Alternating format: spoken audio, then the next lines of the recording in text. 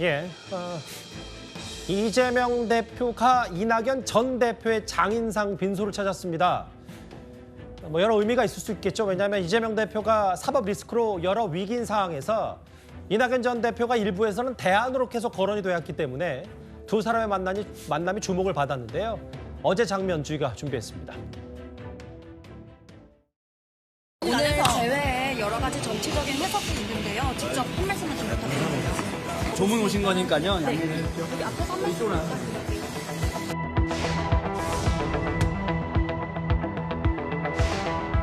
아니 이재명 대표님, 아니 내 딸을 찢어갖고 이낙연 수상시킨 사람이 여기 어떻게 옵니까? 말이 됩니까 그럼? 네?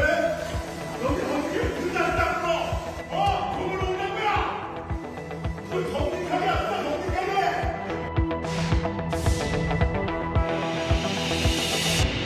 두 분 다 오랜만에 만나가지고 덕담을 했죠. 미국에서 그 대학 초청에서 했던 남북 관계, 통일 관계 얘기 그 특강을 이렇게 보셨다고 내용이 아주 좋다고 감명 깊게 봤다고 그런 말씀하셨어요. 당을 잘 이끌어 주십시오. 이낙연 대표 얘기에 이재명 대표 그렇게 하겠습니다. 이 정도입니다.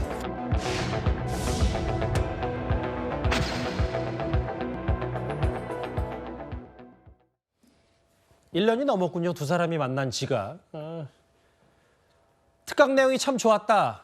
4월에 책을 낸다. 6월에 독일에서 특강하고 귀국하다. 당을 잘 이끌어 나갈라. 그렇게 하겠다.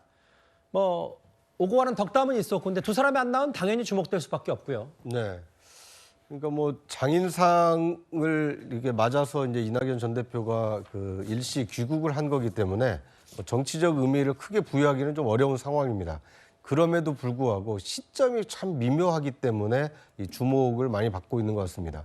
오늘이 이 22대 총선 꼭 1년 앞둔 날인데 그 1년 동안 앞으로 여든 야든 굉장히 많은 어떤 정치 지형의 변화, 선거 구도의 변화가 예상이 되고 있습니다. 민주당의 경우에는 이재명 민주당 대표의 사법 리스크가 과연 리스크로만 끝날 것이냐 아니면 현실화할 것이냐에 따라서 민주당의 어떤 총선 진로가 크게 달라질 수밖에 없는 상황입니다. 예. 특히 이재명 대표의 어떤 정치적 운명이 기운다. 만약에 사법 리스크가 현실화된다. 그럴 경우에는 누군가 대안이 필요하고 대체제가 필요한데 지금까지 당내에서 대체제로 거론됐던 유력한 분이 이낙연 전 대표였습니다. 총선을 딱 1년 앞둔 시점에 정치적 위기 상황을 맞고 있는 이재명 대표 그리고 권토중래하고 있는 미국에서 이 뭐 연수하면서 새로운 어떤 정치적 활로를 모색하고 있는 이낙연 전 대표가 이 장인상을 계기로 해서 조우한 것이 예. 당내 화합을 위한 조우가 될지 아니면 이 지는 해와 뜨는 해로 어떤 새로운 선수 교체를 암시하는 이 조우가 될지 앞으로 민주당 예상진로 이재명 대표와 이낙연 전 대표의 예상 정치적 미래가 상당히 좀 주목되는 상황입니다. 기억하시는 대로 두 사람 이재명 대표와 이낙연 전 대표는 민주당 대선 경선 때 거세게 맞붙었습니다. 당시 어떤 공방이 있었는지도 보겠습니다. 대장동 문제가 세상에 알려진 지가 열흘 조금 넘었습니다. 국민들은 상실감을 느끼고 계시는 것 같아요. 이 문제가 우리 민주당의 짐이 되지 않기를 바라고 우리 정권 재창출의 꿈에 불안 요인이 되지 않기를 바랍니다. 진실이 빨리 규명되는 것이 이재명 후보께도 도움이 될 것이고 당에도 도움이 될 것이다. 대장동 사건은 사실은 간추려보면 간단합니다. 민간 투기 세력이 땅을 사모았고 LH가 공공개발하는 것 국민의힘이 달려들어서 못하게 막았고 국민의힘 게이트라고 하는 것, 토건비리라고 하는 것을 9월 17일 뉴스를 보고 알았다라고 하셨는데 그걸 아신 뒤에 혹시 무슨 확인을 했거나 조치를 했거나 하는 게 있습니까? 제가 조치할 수 있는 게 뭐가 있겠습니까? 이미 저는 성남시장도 아니고 최근에 이제 이재명 후보와 함께 일했었던 분이 구속됐지 않습니까? 그에 대해서 좀 사과인지 아닌지 모르게 지금 답변을 하셨거든요. 그에 대해서 좀 설명해 주시겠습니까? 우리 후보님도 전남지사 하시고 뭐 국회의원 하시고 총리 하실 때 그 휴하에 얼마나 많은 사고가 납니까? 그 점에 대해서도 총리님께서도 똑같이 한번 생각을 해봐 주시면 좋겠다는 생각이 듭니다. 저는 이재명 후보처럼 그렇게 하지는 않았어요. 훨씬 더 깊게 사과를 드렸고요. 저는 2년 전 토론회 때 영상이었는데 사실 두 사람 덕담은 주고받았지만 이낙연 전 대표가 다른 이들에게는 알려지기로는 원칙 없는 승리보다 원칙 있는 패배가 더 나올 수 있다. 김대중 정신과 노무현 정신이 우리 당의 큰 자산인데 그 정신을 살리지 못하고 있다. 이런 저런 우려를 표명한 것으로도 전해졌거든요. 예. 저 원칙 없는 승리보다 원칙 있는 패배가 나올 수 있다. 이거는 뭐 여러 정치인이 얘기를 했는데 좀 가장 유명한 게 노무현 대통령이 이렇게 얘기를 했었죠.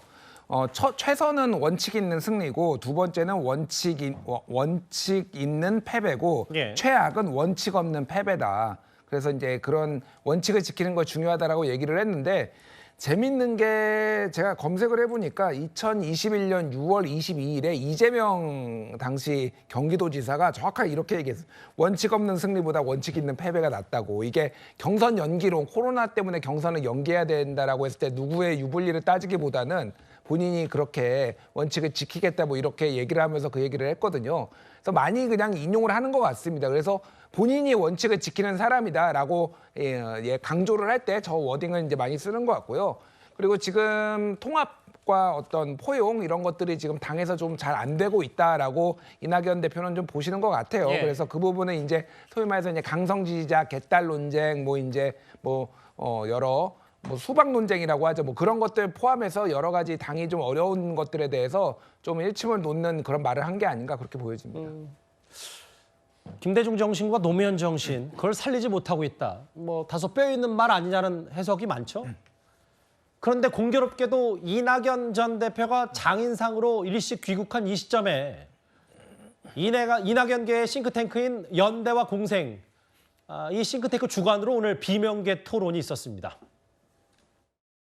유튜브에 수없이 많은 유튜버들이 이제 말하자면 언론인이 된 겁니다. 무당급 유튜브 지도자들이 나타나기 시작했습니다.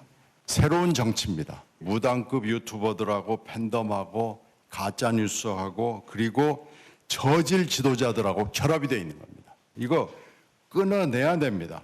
자기 지지자들한테만 호소하는 이런 정치에서는 안 됩니다.